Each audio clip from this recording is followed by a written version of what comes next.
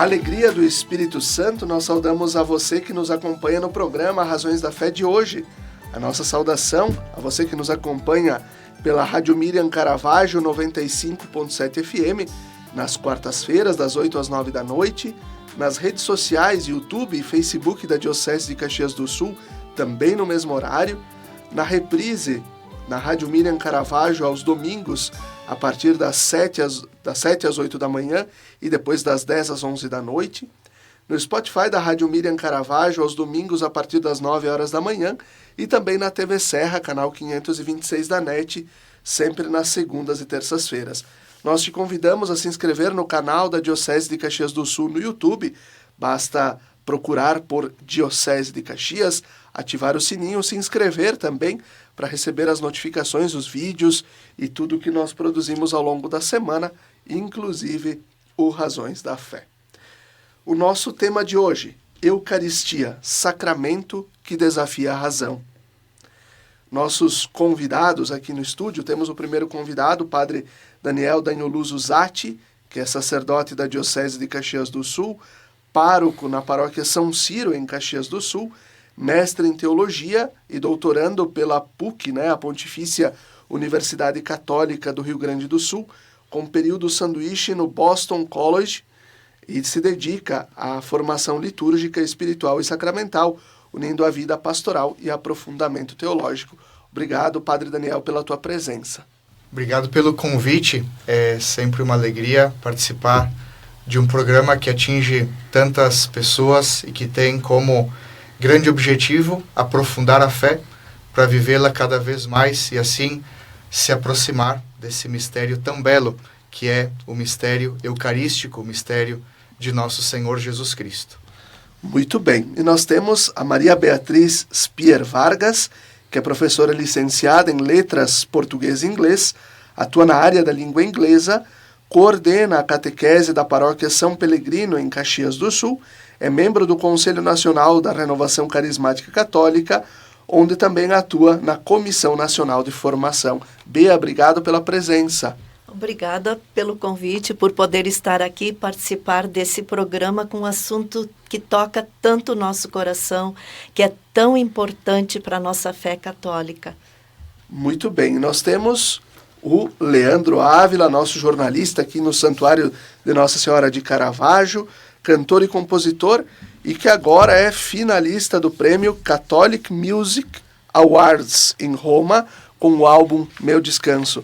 Ávila, obrigado pela presença e obrigado por estar aqui com a gente. É uma alegria e como o álbum, Padilha, ele é de adoração, nada melhor do que estar juntos nesse assunto que é o centro da nossa fé e da nossa vida em Cristo e como igreja, né? Vamos fazer um pedacinho de uma canção? Vamos. Então essa música, ela foi indicada como melhor música de louvor, concorro, é meio estranho falar, mas enfim, os outros dois indicados à mesma categoria é o grupo Vida Reluz, com uma longa caminhada de evangelização no nosso Brasil, e um grupo português que infelizmente eu não lembro, acho que é La Paróquia, a Paróquia, é um nome assim, A gente tem isso de não conhecer muito a música mundial católica, A gente ainda não é globalizado mas um grupo muito bonito que também está concorrendo, e essa música então concorre nessa categoria de melhor música de louvor e adoração. Quando os meus olhos te encontram, Senhor, todo o meu ser se encontra com o amor. Eis aí o amado de minha alma, brada em mim um coração adorador, em espírito e em verdade. Me surpreendo ao sentir o teu olhar, em espírito e em verdade. ajoelhe o coração pra te adorar. Que canção para começarmos o programa. Eu começo com o Padre Daniel. O que é a Eucaristia e qual é a sua origem? A Eucaristia é o centro do universo. É sobre ela que gravita toda a criação de Deus. Estávamos nesse final de semana celebrando a Santíssima Trindade e um ícone que certamente foi bastante recordado é o de Andrei Rublev, que foi escrito há mais ou menos 500 anos, representando 3 anjos, cada um como uma imagem aproximada de cada pessoa da Santíssima Trindade. E os 3 estão ao redor de uma mesa que simboliza a criação. No centro da criação está aí um cálice e no cálice a cabeça de um cordeiro, o cordeiro imolado. O cordeiro imolado é Jesus Cristo. A partir do mistério pascal de Cristo, nós compreendemos toda a criação, todo o universo. E aí está a origem histórica da Eucaristia, do sacramento da Eucaristia. Quando nós olhamos para a Santa Ceia, em que Jesus Cristo fala explicitamente, quando toma o pão, o parte e diz: isto é o meu corpo. E no fim da ceia, quando ele toma o sangue e o distribui dizendo toma o vinho e o distribui dizendo: isto é o meu sangue, aí se celebra a primeira missa, ou melhor, o início da primeira missa, que vai ser concluída 3 dias depois, com a sua ressurreição. Aí nós temos a origem histórica e todas as missas que celebramos. Aí a gente tem um memorial daquele momento que aconteceu de uma forma tão bela, tão dramática, tão instigante e que nos aproxima do coração de Deus. O que é a Eucaristia? Acredito que se nós não fizermos referência ao pão eucarístico, devemos fazer referência àquilo que João quis expressar no seu Evangelho, que dedica 1/4 do seu Evangelho para falar sobre a última ceia, a Santa Ceia, e ali não fala do pão, porque não precisava, já estava consagrado como estilo de vida, como local de encontro das comunidades primitivas. Mas João, ele ensina às comunidades primitivas o que significa a Eucaristia. E segundo ele, a Eucaristia é o nosso Deus vestido como um escravo e lavando os pés de seus apóstolos, lavando os pés da igreja, lavando os pés da humanidade. Isso que é a Eucaristia. E Bea, pode um católico não acreditar na Eucaristia? Infelizmente pode. Eu estava agora recentemente lendo sobre uma pesquisa que foi feita nos Estados Unidos entre os cristãos católicos. É impressionante, 69% das pessoas maduras, a partir dos 40 anos, não acreditam na presença real de Cristo no pão e no vinho. Pensam que é um simbolismo, e 80% dos mais jovens não creem que ali está realmente a presença de Jesus, o corpo e o sangue, a alma e a divindade de Jesus Cristo. Não sei, diante disso nós podemos nos perguntar, né, será que falhamos em passar de falar assim da Eucaristia e da eficácia da palavra divina e da ação do Espírito Santo sobre as espécies para transformar realmente em Jesus, né? Porque a palavra talvez o fundamento bíblico. O Padre Daniel nos traz os fundamentos bíblicos, nos traz a história, centrar mais nisso, né? Quando Jesus diz no Evangelho de João, no capítulo 6, falando que ele é o pão descido do céu, ele diz: quem comer a minha carne, quem beber o meu sangue. A palavra de Jesus, ela muda a realidade, porque ele é o Deus Todo-Poderoso, Deus verdadeiro de Deus verdadeiro. Ele é aquele que era e que virá. Quando Jesus fala, as coisas mudam, né? E na missa, in persona Christi, quando o padre fala, o pão e o vinho se transformam. Pegando o gancho da música que o Ávila cantou, né? Se todos os católicos realmente acreditassem na presença real de Jesus Cristo na Eucaristia, né? Se eles realmente acreditassem que quando eles comungam, eles se encontram com o amor e a vida deles pode ser mudada, o mundo seria diferente. Padre Daniel, e diante disso, né, do que a Beata nos traz, de que muitos católicos não acreditam na Eucaristia, eles estão fora da comunhão da Igreja? Nós gostaríamos de dizer que não. Justamente recordo aquilo que um bispo que eu gosto muito, que já é falecido, um bispo conciliar, inclusive, lá do Concílio Vaticano II, que é o Fulton Sheen. Ele foi arcebispo de Nova York e foi protagonista de programas de televisão, de rádio, que inclusive cativavam não católicos, não cristãos. E ele dizia algo que a maioria das pessoas que fala mal da igreja, na verdade, não está falando mal da igreja, não está contra a igreja, mas daquilo que pensam ser a igreja. Talvez no mundo exista uma ou duas pessoas que odeiam a igreja naquilo que ela é de verdade. Isso a gente pode assumir como uma interpretação sobre o católico que não acredita na Eucaristia como presença real de Cristo.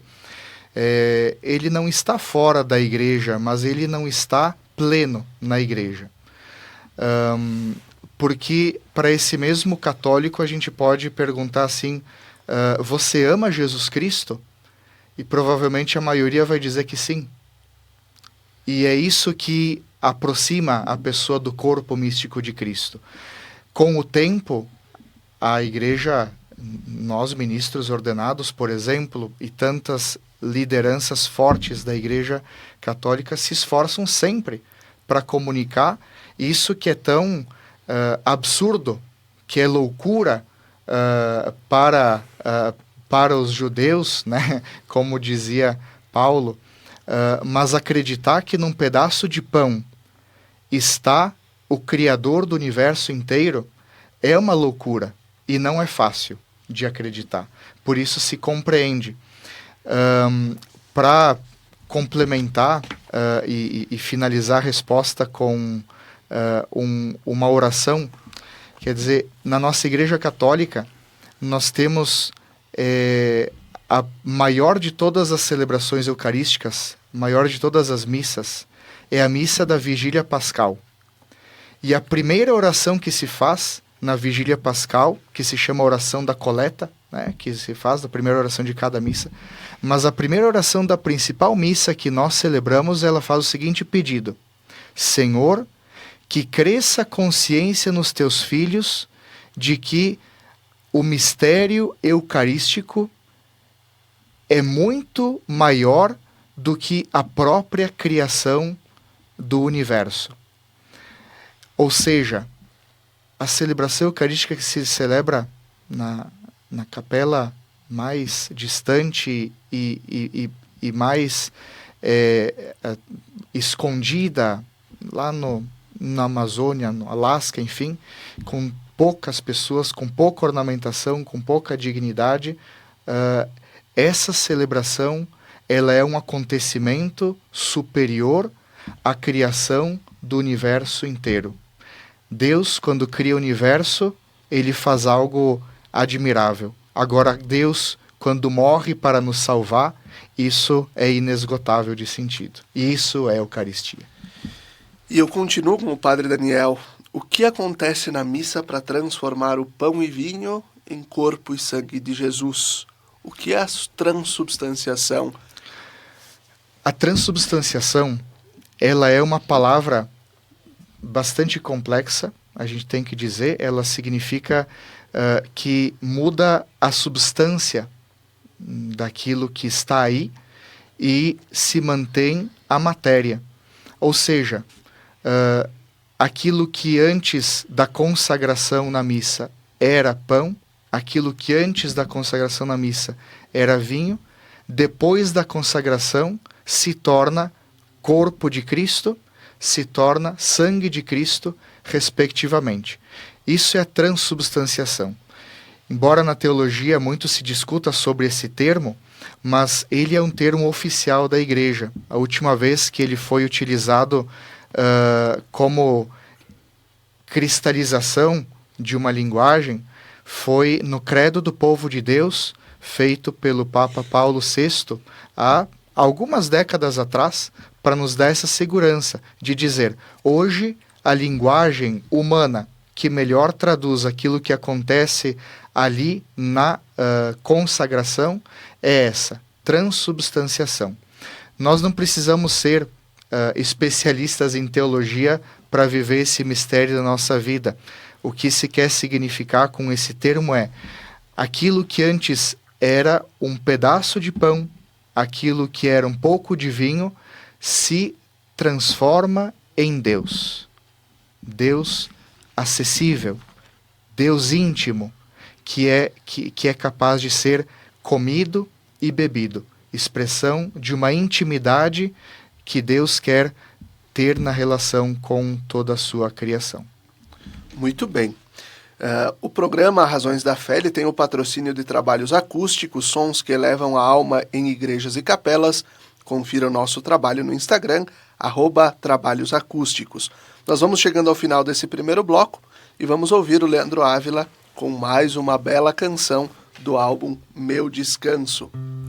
E antes de cantar essa música, que também vai falar de Eucaristia, como grande parte do álbum, eu queria trazer também, Felipe, se me permite, estava pensando junto com aquilo que a Bia falou, que o padre falou, e a gente vê toda uma catequese que acontece para que a gente entenda realmente a transubstanciação. Jesus vai dando sinais de que ele é Senhor da matéria. A gente vê ele caminhar sobre as águas, a gente vê ele multiplicar o próprio pão para dizer que eu sou o Senhor. É impossível a transubstanciação. Não, para aquele que é. E ele é. Então, mira aquele que te mira, como diz Santa Teresa, né, de Ávila. Olha, contempla aquele que te contempla. Então, as minhas músicas e o experimento de muitas pessoas na história da Igreja busca esse estar no olhar de Deus, estar sob o olhar dele e sob a sua ação eucarística. Diante do altar, estando em adoração, se eleva até os meus olhos, se entrega em minhas mãos. Eis o corpo de Cristo que por ti se entregou. Pergunta no teu íntimo quem tu dizes que eu sou. És meu Rei, meu Senhor. És o Verbo se fez carne, agora é pão. És o Cristo, Filho do Deus vivo, e é dos céus que se revela essa canção. És meu Rei, meu Senhor. És o Verbo se fez carne, agora é pão. És o Cristo, Filho do Deus vivo, e é dos céus que se revela esta canção.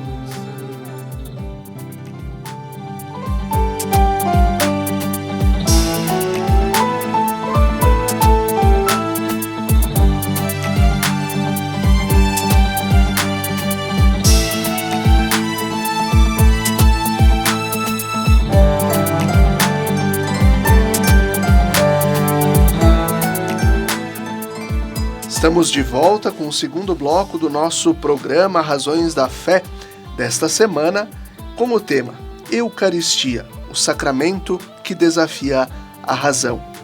Nós saudamos e agradecemos a você que nos acompanha pela Rádio Miriam Caravaggio 95.7 FM e também pelas redes sociais.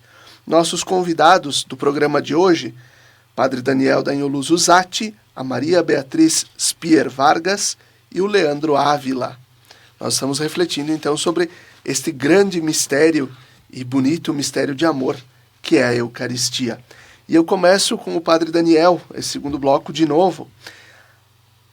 A Eucaristia, por manter a forma do pão e do vinho, é um sacramento que desafia a razão? Onde fé e razão se encontram nesse caminho? Desafia. É claro que desafia, porque o sensato é, em um primeiro momento, não acreditar. Sem um processo de iniciação na fé, sem um conhecimento prévio sobre o que é a fé judaica, o que foi, ou quem foi o evento Cristo, e sem a certeza de dizer Ele é Deus, e em seguida ouvir Ele mesmo dizendo, isto é o meu corpo, isto é o meu sangue, não temos condições de acreditar que aquele pedaço de pão, que aquele pouco de vinho, são de fato corpo e sangue de alguém. Pior ainda, dizer que é o corpo e o sangue de Deus. Desafia, sim, a razão. Por isso que nós entramos no campo da fé, mas é importante dizer, nunca abandonando a razão. Já que estamos vivendo um período da história humana em que a razão dita as regras, e isso é ótimo, isso é importante, isso é bom, a gente também tem que dizer, nós que somos pessoas de fé, que a fé requer a razão. Mas a verdadeira razão também requer a fé. Uma razão que é fechada em si mesmo, a isso a gente poderia chamar de racionalismo, é uma razão que fere a si própria, porque a fé faz parte de toda a construção racional do ser humano. E quando a fé nos aponta para caminhos que são muito maiores do que aquilo que o nosso cérebro, tão pequeno, pode assimilar, então isso reforça a nossa segurança de que estamos tocando com mais precisão na verdade quando assumimos um caminho de fé. A Eucaristia, que desafia a razão e que é um passo de confiança em Deus, ela sim é um caminho que não é uma certeza. Toda a fé, ela precisa de uma pitada de dúvida para ser fé genuína. Nenhum cristão tem certeza absoluta. Por mais que na caminhada as nossas convicções vão aumentando de tal forma que, para nós, doar a vida não é nem muito diante do mistério com que nós nos deparamos. E, Padre Daniel, aqui, nesse sentido também nós temos algo que sempre são fenômenos que aparecem, que são os milagres eucarísticos. Como eles também nos ajudam a explicar um pouco esse mistério? Essa é uma boa pergunta e ela é uma pergunta inevitável. Nós temos a graça de poder celebrar no dia 7 de setembro desse ano aqui a canonização de Carlo Acutis, esse jovem tão interessado nos milagres eucarísticos que organizou amostras, sobretudo na Itália, mas em outros países também, de mais de 130 milagres eucarísticos que ele pôde selecionar desde o início do cristianismo. Lá nos primeiros séculos, no Egito, aparece já uma primeira tradição de milagres eucarísticos, mas, sobretudo, nos encantam os milagres eucarísticos modernos, porque eles são passados não a fio de faca, como a gente costuma dizer na expressão, mas eles são olhados com as lentes de um microscópio, né, literalmente. Esse mais famoso, né, de todos, o milagre eucarístico de Lanciano, que já tem mais de 1.200 anos, e aí está um pedaço de carne humana, estão espécies de glóbulos de sangue coagulados e que não se decompõem. Quer dizer, esse é o grande fenômeno inexplicável pela ciência. E nós, cristãos, damos, então, toda a explicação teológica para esses fenômenos. Mas o milagre eucarístico, o que é? É um momento em que um sacerdote, em diferentes lugares do mundo já aconteceram, em diferentes situações, em seguida a consagração, ou logo em seguida, ou muitas vezes quando a Eucaristia é roubada por alguém e ela é difamada, acontece um fenômeno que naturalmente não esperaríamos, né? E esse fenômeno sempre se resulta em quê? Aquele pedaço de pão que já é, na sua essência, corpo de Cristo, também na matéria se torna carne. Ou aquele vinho que logo depois da consagração é sangue, mas enquanto matéria se mantém vinho, aquela matéria se transforma em sangue literal. E normalmente sangue humano, aliás, normalmente não. Quando se foi analisado o sangue, né, as amostras de sangue que aí resultaram de um milagre eucarístico, nós sempre tivemos o mesmo tipo sanguíneo, o AB positivo, que é o mesmo tipo sanguíneo do sudário de Turim. Esse é o que aparece no milagre eucarístico de Lanciano. E quando converso com pessoas sobre os milagres eucarísticos, sobretudo pessoas mais incrédulas, e utilizo esse fenômeno que Deus permite que acontece para sinalizar justamente essa beleza da Eucaristia, da qual estamos falando nesse programa, e que celebramos sempre com a nossa vida nas missas, mas existem milagres eucarísticos contemporâneos a nós. Existe quase uma dezena de milagres eucarísticos acontecidos no mundo inteiro, no período de vida da maioria das pessoas que está nos ouvindo nesse exato momento. E nós sabemos que nesses últimos 10, 20, 30, 40 anos, as ciências empíricas se desenvolveram de tal forma que quando elas avaliam algo, elas não conseguem deixar dúvidas. E não deixar dúvidas sobre um pedaço de carne que antes era um pedaço de pão, ou um pouco de sangue que antes era um pouco de vinho, isso fala alto, isso grita, sobretudo num período que estamos vivendo de razão tecnocientífica, de paradigma tecnocientífico.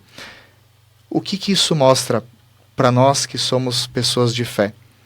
Mostra que Deus não para de falar. Deus não para de querer se comunicar e não para de sinalizar para nos dar segurança de que Ele está conosco. Ele é Emanuel, sempre foi, sempre será, e utiliza todo o instrumental que Ele mesmo criou para se comunicar conosco. Bia, muitas vezes, quando nós temos grandes públicos, né, grande participação em algumas celebrações, e que a comunidade não se prepara com a reserva de partículas suficientes para depois serem consagradas e distribuídas ao povo, nós temos aquela quebra da hóstia para ser entregue, né, em fragmentos para as pessoas. A fração do pão divide o corpo de Cristo. Qual a importância de venerarmos corretamente a Eucaristia? Muito pelo contrário, a fração do pão, ela simboliza a união dos fiéis. Porque quando o pão é partido, cada pedacinho, né, que se transformou no corpo de Cristo, continua sendo total e plenamente Jesus Cristo. As partes contêm o todo, né? Não é que vai ficar um pedaço do corpo de Cristo. Assim como os fiéis também são, para simbolizar que como os fiéis são muitos, todos são um só corpo de Cristo. E é muito bonito também entender que tem um aspecto, isso aponta para um aspecto sacrificial da Eucaristia. Porque Jesus, quando ele morre na cruz para nos redimir, para nos salvar, na cruz ele assume a dor, a fraqueza, o pecado, a doença de cada um de nós. Mas, ao fazer isso, ele salva a todos. Então, sempre vai apontar para a união com Cristo e a união dos fiéis entre si. Quando Jesus, na última ceia, ele parte o pão e o distribui, né, aos seus discípulos, isso também nos lembra o partir do pão, né, na Eucaristia. Então, não divide, mas une, nos une a Cristo e nos une como fiéis no mesmo corpo de Cristo. Muito bem. Padre Daniel, então nós nos deparamos muitas vezes com pessoas que recebem a Eucaristia de joelhos, nas mãos, na boca. Qual é a forma correta, vamos dizer assim, de receber a Eucaristia? Quantas vezes se pode recebê-la num dia? Quando nós devemos comungar? E eu juntaria mais duas perguntas aqui de ordem prática também. O que significa, por exemplo, no rito da missa, nós colocarmos uma gotinha de água no cálice junto com o vinho? O que significa, no momento do Cordeiro de Deus que nós rezamos, quebrar um pedaço da hóstia consagrada e colocá-lo dentro do cálice? Vamos tentar ir por partes. São bastante perguntas e algumas até polêmicas, e a gente precisa falar sobre isso, sim. Vamos começar com essa mais difícil, que é sobre o como se deve portar, né? Quando a gente fala da forma, é sempre uma tensão que se estabelece, né? Comungar na mão, comungar na boca, comungar de joelhos. O fiel católico, ele tem direito de escolher. É um direito individual dele, isso a Igreja afirma.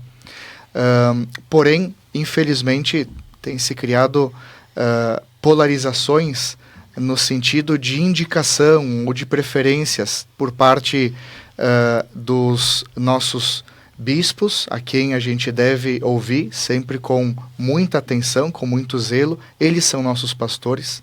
Nós temos um pastor da Igreja Diocesana, mas em se tratando de direito, né? Falando apenas na linguagem jurídica, canônica, cada fiel tem o direito de escolher.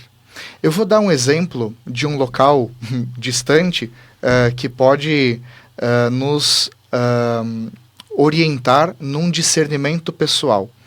A Conferência Episcopal dos Bispos dos Estados Unidos recentemente enviou uma orientação pastoral, haja visto que nos Estados Unidos existem expressões de fé bastante plurais dentro da Igreja Católica, de viés mais conservador, menos conservador, mais liberal, mas em algumas dioceses mais conservadoras, a prática de comungar de joelhos foi se tornando um tanto inviável, porque estendia muito a celebração eucarística e comprometia um tanto a fluidez da procissão eucarística, né?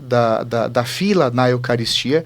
Então os bispos pediram essa delicadeza, né? De um discernimento de que não necessariamente ali seja o grande lugar de expressão da fé, na comunhão de joelhos, mas que se pudesse favorecer a fluidez da fila eucarística. A minha opinião pessoal, compartilho daquilo que foi central em um documento importante do Papa Francisco, que foi um documento sobre a celebração eucarística, e ele comenta, né, que se nós tivéssemos um olhar apontado com todo o coração para Jesus Cristo, ali a gente já dirime tantas situações de tensão nas formas litúrgicas. Eu compreendo que alguém que tenha uma caminhada recente de vida de igreja, ainda estando aprendendo, queira, em o máximo possível de momentos, comunicar para si, não para os outros, mas para si, a sua piedade, a sua adoração a esse Deus tão grande. Mas também compreendo que quem está avançado na vida de comunidade de fé vai pensar em escolher elementos que favoreçam a unidade. Não necessariamente uma uniformidade, mas favoreçam a unidade. E perceber que, se em algum momento de joelhos nós expressamos a adoração, em um outro momento, estando comungando de pé na boca ou com as mãos, estamos reconhecendo a filiação divina. Estamos reconhecendo que Deus nos quis fazer um igual. Não somos deuses, nunca seremos, mas Ele quer nos chamar de filhos. E filho olha para o seu pai de igual para igual. Não adora o seu pai. Nós devemos adorar a Deus, nós devemos vê-lo como o nosso Pai muito amado, que nos deu o seu próprio Filho para nos resgatar. Por tão complexa situação, nós não temos como responder sem uma contextualização. A última palavra, isso é discernimento do fiel. E é um discernimento do fiel fazer com que a sua vida de fé pessoal seja uma expressão da sua vida de fé comunitária. Vamos para os outros elementos, né, colocados aqui. Quantas vezes alguém pode comungar no mesmo dia? No máximo 2, é o que nos diz a Igreja, mas também nisso é importante compreender o que significa esse 2. A Igreja, no Código de Direito Canônico e em documentos recentes, expressa que o comum, o ordinário, o normal, o esperado, é que a pessoa comungue uma vez no dia. Quando é que se faz essa exceção? Comungar a segunda vez é a exceção. Quando, por exemplo, celebramos a missa no sábado de manhã e vamos depois participar da missa dominical no sábado à noite. Isso é possível, né?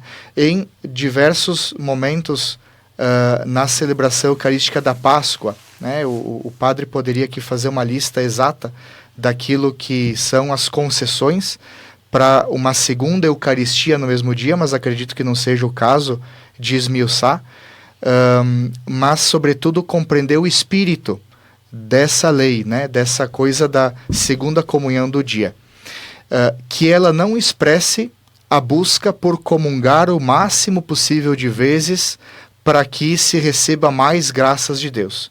Isso foge da nossa teologia saudável e contemporânea, não só da teologia daquilo que o magistério nos ensina. Quando nós comungamos, o que se espera que se faça depois com essa comunhão? Que doemos a nossa vida. O que se espera dos discípulos, dos 3 apóstolos, né, Pedro, Tiago e João, depois de terem visto Jesus Cristo se transfigurar no Monte Tabor, que desçam e não que construam tendas. Muitas vezes se justifica uma segunda comunhão no dia, ou até mesmo uma terceira, porque depois de 2 comunhões, se a pessoa recebe a notícia de que um familiar muito próximo recebeu a notícia de que vai falecer em breve, ele pode participar mais uma vez da Eucaristia e receber até uma terceira vez. Isso aqui nos fala com caráter de exceção, né, total, a nossa legislação sobre isso. Mas o sensato, o óbvio, é a gente comungar uma vez por dia, né? Sobre a questão da gota de água no sangue, quer dizer, no vinho, né, quando se está preparando as oferendas. Essa tradição, ela remete a tempos muito antigos, antes de Cristo. Era um sinal de acolhida no momento em que a produção de vinho não era uma produção de altíssima qualidade, e muitas vezes, em diversos lugares, era mais fácil você armazenar água, entre aspas, em forma de vinho do que o acesso à água mesmo, né, em períodos de seca. Então, o vinho, ele se tornava algo, com o tempo, bastante ácido, né, a gente diria envinagrado. E quando você recebia uma pessoa na sua casa, um sinal de acolhida era diluir aquele vinho com um pouco de água. Se você não expressasse esse sinal de acolhida, você não estaria sendo bom anfitrião. A liturgia da igreja, ela foi tomando forma ao longo de todos os séculos, e ainda está tomando forma. Duvido que daqui a 500 anos estaremos celebrando exatamente da mesma forma como celebramos hoje. Então, a igreja, ela vai dando significados posteriores, né, espirituais, para aquela gota d'água. Por exemplo, a oração que o sacerdote faz quando derrama este vinho na água, né? Pelo mistério desta água e deste vinho, possamos, Senhor, participar da divindade do vosso Filho, que se dignou assumir a nossa humanidade. Ou seja, a humanidade que se dissolve na divindade de Cristo. Esse é um aspecto. Existe aquele aspecto de misericórdia, também muito bem interpretado, que o pecado humano se dilua na misericórdia de Deus, que é infinita, e assim por diante.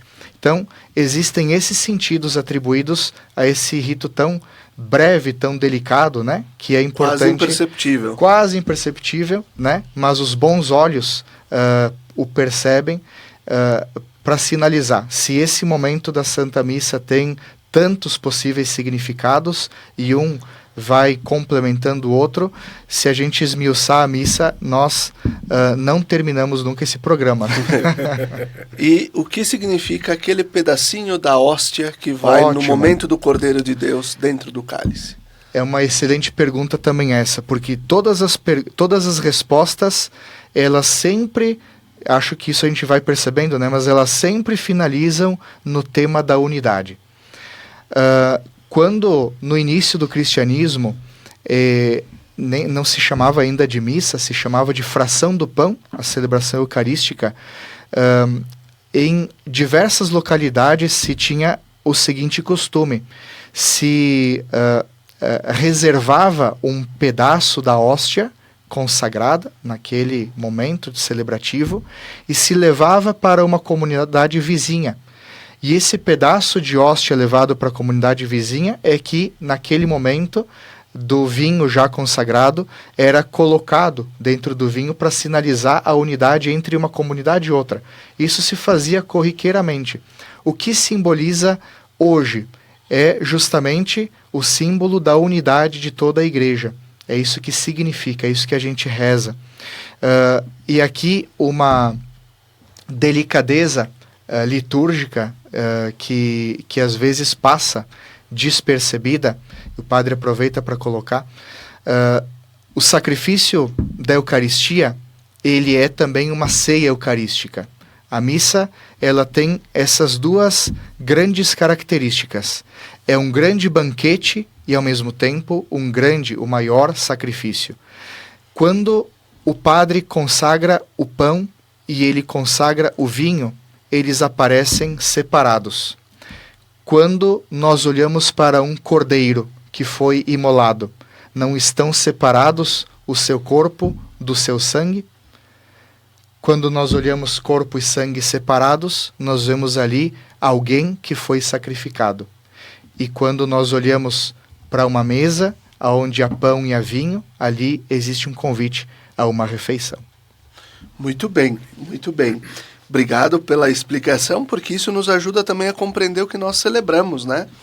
E então recordamos que o nosso programa Razões da Fé tem o patrocínio de trabalhos acústicos, sons que elevam a alma em igrejas e capelas.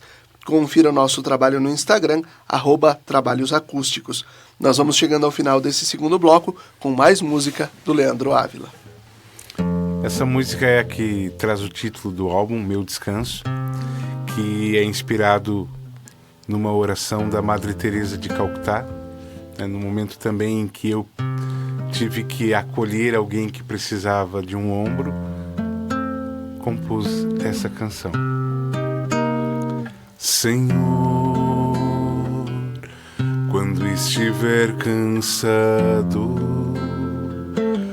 dá-me alguém que necessite do meu ombro para descansar, para descansar.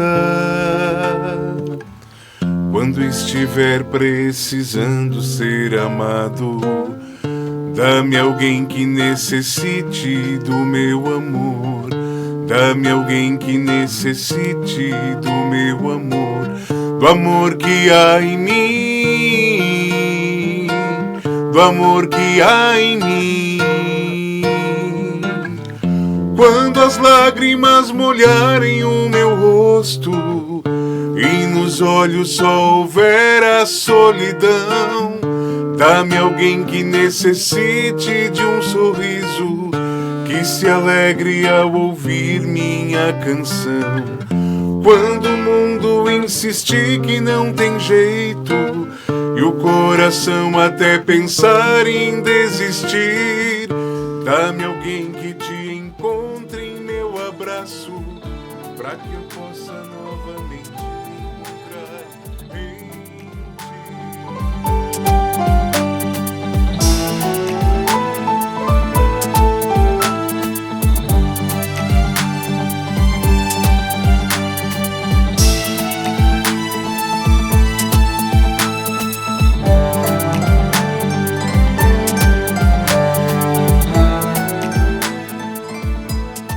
Estamos de volta com o terceiro bloco do nosso programa Razões da Fé, hoje com o tema Eucaristia, o sacramento que desafia a razão. Nós saudamos a você que nos acompanha pela Rádio Miriam Caravaggio 95.7 FM e também pelas redes sociais. O nosso, então, programa de hoje com o tema da Eucaristia.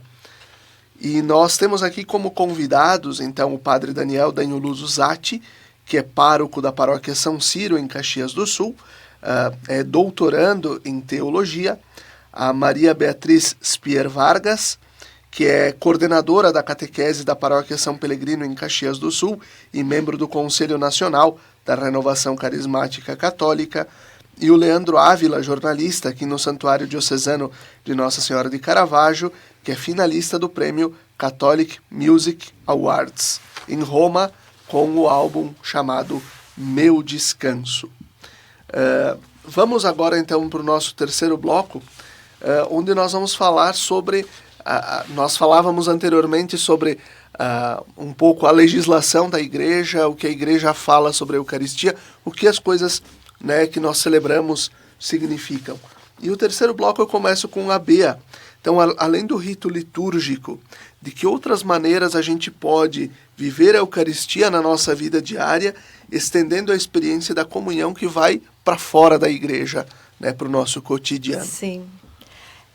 Quando nós comungamos Jesus Cristo, nós ficamos indissoluvelmente, indelevelmente unidos a Ele e também na sua missão.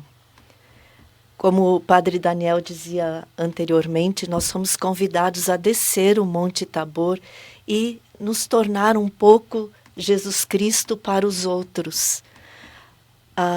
Amar, tentar amar como Jesus nos ama, perdoar como Jesus nos perdoa, nos doar como Jesus se doa, sermos misericordiosos como Jesus é misericordioso. Então, comungar Jesus é nos tornar discípulos e missionários, né? É ter essa consciência de que nós estamos sempre na presença de Jesus. A nossa vida, nós a vivemos junto com Ele. Ele caminha conosco e Ele que nos diz que nós devemos ser sal e luz para o mundo. Quando nós comungamos Jesus, a luz que Ele é, que passa a ser parte de nós, tem que refletir para os outros, né? Então, eu penso que a Eucaristia realmente nos compromete a nos doarmos para os outros e levarmos Jesus para a nossa vida, com essa consciência: eu vivo a minha vida na presença do Senhor. Ele é o meu Senhor, Ele é o Senhor da minha vida. Em todos os momentos, Ele está presente. E eu devo torná-lo presente pelo meu modo de viver na vida dos outros também. Eu penso ser um pouco disso. Eu agora, com a tua fala, Bea, eu lembrei de uma canção que é antiga, mas que é aquela: comungar é tornar-se um perigo, viemos para incomodar, né? Então, a Eucaristia nos leva à missão de ser diferentes, né? Ser este ponto de luz e ponto de unidade para tantas pessoas que vivem nas trevas e tanta gente que vive, não vamos dizer assim na desunião, mas que vivem sem saber qual é o rumo certo. E ouvindo também o Padre Daniel nos explicar assim de uma forma tão bonita o que significa a Eucaristia, também nos torna conscientes de que a nossa própria vida é um mistério maravilhoso, é muito maior do que aquilo que a gente pode pensar que a nossa vida é, né? Então, isso também, quando a gente comunga Jesus, tem que ter noção desse mistério do amor de Deus, daquilo que a nossa vida é em Deus. Padre Daniel, por que expor o Santíssimo? Ou melhor, o que é o Santíssimo Sacramento? Por que nós chamamos com esse nome e por que nós expomos e qual é o nome do objeto onde a gente expõe a Eucaristia? A Eucaristia, ela, no início do cristianismo, vamos olhar um pouco para a história, existia sempre a preocupação de manter a unidade do corpo místico de Cristo, do qual nós fazemos parte. E essa unidade, ela tem a sua maior expressão na Santa Missa. Nós sabemos que por razões de doenças, por cuidar de alguém que está enfermo, ou por muitas outras razões justas, pessoas não podem se aproximar de uma celebração eucarística, tem que ficar nas suas casas. E desde o início a Igreja ela guardava uma porção da Eucaristia, do pão consagrado, para que essa porção fosse levado para aquelas pessoas, para que essas pessoas fizessem parte, estivessem em comunhão com a Igreja, com Jesus Cristo, com a Trindade Santa. Com o tempo, essa reserva eucarística, nós fomos crescendo em consciência de que, poxa, ali está Jesus Cristo. E não tem como passar reto por Jesus Cristo. Você tem que parar. Você tem que, em algum momento, aproveitar dessa presença real, constante. E aí começa a aparecer as primeiras manifestações do que hoje nós chamamos de adoração eucarística, adoração ao Santíssimo. Ou seja, ela é um movimento espiritual, entre aspas, né, posterior, mas que se consagrou na história pela sua importância e pela necessidade que nós temos. Se o ser humano não adorar Deus, alguma outra coisa ele vai adorar. O ser humano precisa adorar. Ou ele cria ídolos, ou ele deixa Deus ser Deus. A adoração eucarística, ela é utilizada, né, hoje nas nossas celebrações em momentos orantes da comunidade, momentos mais intimistas, normalmente acompanhados pelo silêncio ou por canções tão dignas como as que estamos ouvindo hoje. E é claro que para expor Jesus Cristo, para que ele seja ali visto e adorado, nós temos esse instrumento que nós chamamos de ostensório. Ostensório para ostentar, que é esse objeto dourado, né, ornado com sinais de preciosidade, que é o sinal de que ele é o mais precioso para nós. Ele está no centro, ladeado de coisas preciosas, para significar que ele é o tudo das nossas vidas. Uma adoração eucarística, ela serve para nós colocarmos Deus no lugar. Um cristão católico, apostólico, romano, precisa adorar Deus constantemente. E o constantemente não é passar 24 horas do seu dia diante do Santíssimo, mas o constantemente é em algum momento da sua semana, eventualmente do seu dia, ou a cada 2, 3 dias, ou a cada mês, enfim, isso é o discernimento pessoal, mas se deve tirar um tempo para que apenas Jesus Cristo saiba que você está diante dele em sinal de adoração, de referência, em prostração, ou estar de joelhos, como quem diz para si mesmo e para Jesus Cristo: ele é quem manda. É uma forma corpórea, interior, de expressar aquilo que ele nos ensina na oração do Pai Nosso. Senhor, seja feita a vossa vontade, assim na terra como no céu. É o momento em que nos abandonamos na sua presença. Não é que ele exija que servos seus possam lhe dar honras e louvores e glória, porque isso seria um pouco narcisismo. Mas é o contrário. É Deus nos ensinando de que inquieto está o nosso coração, enquanto em Deus ele não repousar, como diria Santo Agostinho. E aqui eu completo com aquilo que nós refletimos lá no começo, né, quando nós precisamos acreditar na Eucaristia, porque, né, como o Padre Daniel disse, ou nós adoramos a Deus ou vamos criar alguma coisa para adorarmos.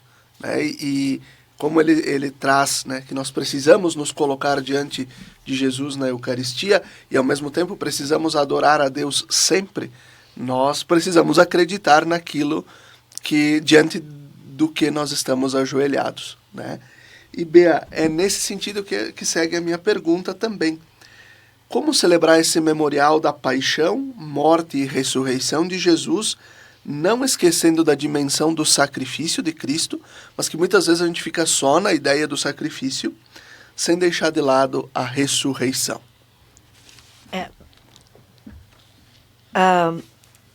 Jesus nos dá a vida, né? Quando nós comungamos Jesus, nós recebemos a vida de Jesus. Ele recebe a nossa morte na cruz, né? O nosso pecado, aquilo que em nós não é vida plena, para transformar em vida. E essa consciência nós devemos ter, que é Jesus ressuscitado, Jesus conosco, Jesus presente na nossa vida. Né? Sempre vai levar para a ressurreição, porque a missa é o memorial da paixão, da morte e da ressurreição de nosso Senhor Jesus Cristo. Então, nos leva para essa dimensão de uma vida mais plena, de uma vida mais vivida mais completamente.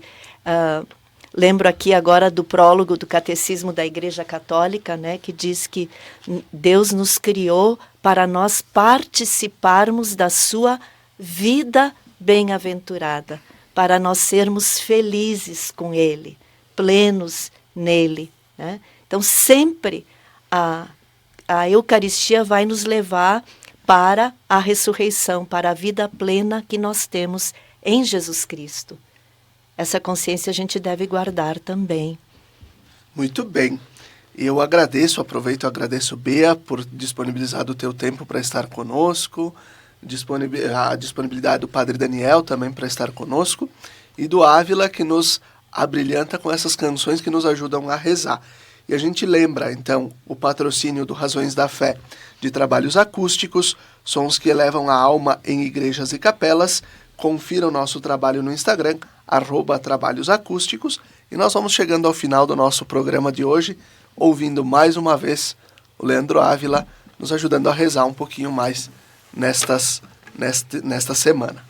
Então faço um convite especial a conhecerem mais o álbum Meu Descanso, né, que vai estar nesse prêmio mundial. Também a seguir o Catholic Music Awards, vai estar transmitido por TV, também pela Rádio Vaticano, pelo site do Vaticano, no dia 27 de julho, direto de Roma, essa premiação mundial. Encerro com uma música que fala de Maria, né? Primeiro lugar onde o corpo de Cristo foi guardado, e depois, né, ela vive anunciando Ele e a Eucaristia. Daí também anunciar de primeira mão, Felipe, que nós já estamos trabalhando num novo álbum feito na música crioula, para música crioula, para missa crioula, inspirado na missa de Ariel Ramírez e no missal, aquilo que o missal traz, que logo a gente vai finalizá-lo também, né, para que se tenha uma opção litúrgica, né, nessas celebrações. Esse é o nosso desejo. Minhas mãos vou levantar quando o sol do céu descer, os meus olhos vou fechar, pois teus olhos quero ver. Maria, Mãe de Deus, Maria, sou filho teu, Maria, me toma pela mão, Maria, mudai meu coração, Maria, olhai pro meu viver, Maria, ajuda-me a crescer.